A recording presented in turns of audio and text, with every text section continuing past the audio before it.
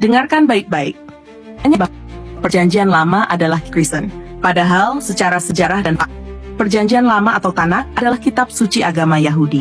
Kitab ini ditulis setahun sebelum kelahiran Yesus dengan bahasa Ibrani dan Aram.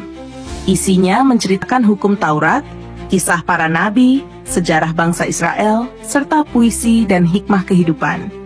Semua berpusat pada bangsa Yahudi dan hubungannya dengan Tuhan. Lalu, bagaimana mungkin kitab Yahudi disebut kitab Kristen? Jawabannya sederhana, Kristen lahir jauh setelah Yesus wafat, dan para pengikutnya mengadopsi Tanakh menjadi bagian dari Alkitab mereka. Mereka menyebutnya sebagai Perjanjian Lama, lalu menambahkan kitab baru yang mereka sebut Perjanjian Baru.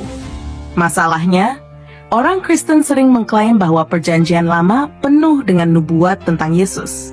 Tetapi jika kita membaca dalam konteks Yahudi, nubuat-nubuat itu sebenarnya berbicara tentang peristiwa zamannya, bukan tentang Yesus. Mari kita buktikan dengan 10 contoh. Pertama, Yesaya 7 ayat 14, klaim nubuat kelahiran Yesus padahal tentang Raja Ahaz.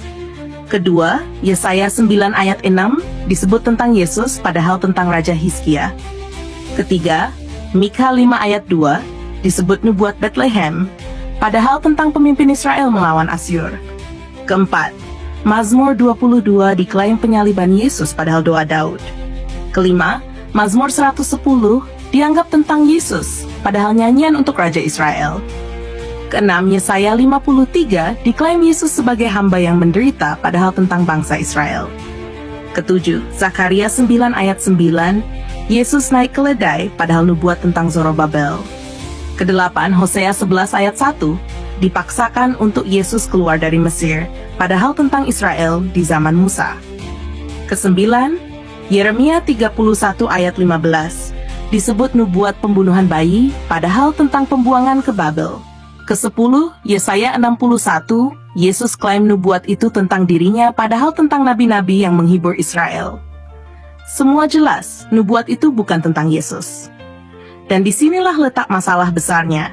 Perjanjian Baru sering mencontek Perjanjian Lama. Penulis Injil mengambil potongan-potongan ayat Yahudi, lalu menempelkan kisah Yesus agar terlihat seperti penggenapan nubuat. Yesus lahir di Bethlehem, ditempelkan dengan Mikha 5. Yesus keluar dari Mesir, dipaksakan dengan Hosea 11. Pembunuhan bayi oleh Herodes, dicocokkan dengan Yeremia 31. Masuk Yerusalem dengan keledai, ditempelkan ke Zakaria 9. Semuanya adalah potongan teks yang dipelintir. Dengan cara itu, Perjanjian Baru seakan-akan membuktikan nubuat